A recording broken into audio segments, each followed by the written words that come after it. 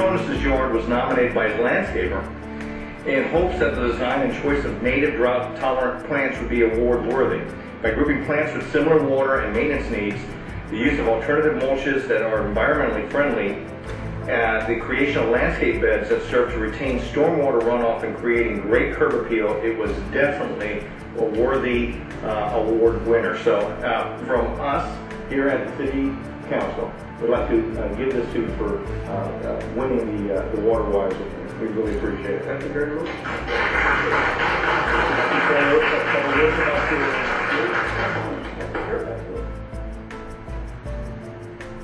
I love the term team effort, and I wanted to thank all those who have come before us. This project here was about 2 years in the making, and it took a lot more knowledge than what I had, and there was a great team effort that was undertaken in order to accomplish what we did.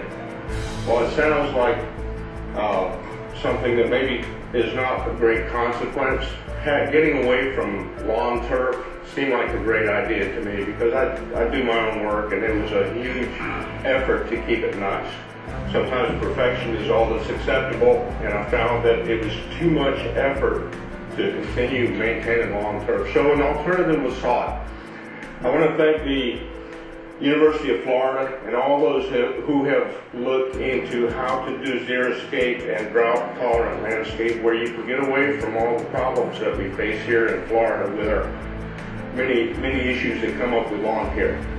So my thanks go to all those that came before us in coming up with xeriscape plans, with these agencies that go out and say, hey, there are alternatives, maybe you could look at that. And for people who have great expertise like Mr. Sadri here, whose ingenuity and knowledge of plant types and all of the issues that go along with the xeriscape plan make it functional and beautiful.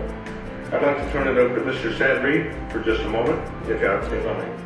With the situation with the shortage of water and with all the fertilizer bans and chemical restrictions and stuff, over the years I've seen this industry change. In the last decade I've changed my ways of thinking in design, and I think it's a responsibility actually of the designer to create something for the community that is an alternative to cutting grass. I had a lawn service for several years, and back when I was doing it I did realize that the tides are shifting and that we need to start thinking about the better use of our water instead of just dumping it on lawns. I think Steve here had a lot of ideas when we got together, and it was a collaboration effort to come together. Wanted to thank again for this recognition, and this is a very humbling experience and an honor. Thank you. Thank you. I live in Tampa Palms. In Tampa Palms, and there's a homeowners association in Tampa Palms, correct? Yes, that's correct. And what we hear a lot about is how in communities, whether they're gated or not gated, but if there's a homeowners association in place, that the restrictions are very difficult to work around to create a water-tolerant landscape or a Florida-friendly yard. So I wanted to highlight that you do live in a community where there are such restrictions on plantings and the style and look of what the yard presents itself to the community.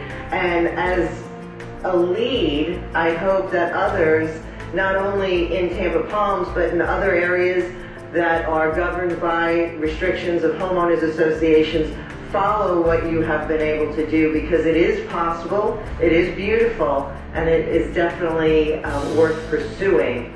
So thank you so much for taking on the lead role in our community. And thank you for that. I want to point out that there were others before me that worked hand in glove with the homeowners association to be able to make the changes that would be required to even allow that in Tampa Palms. Thank you.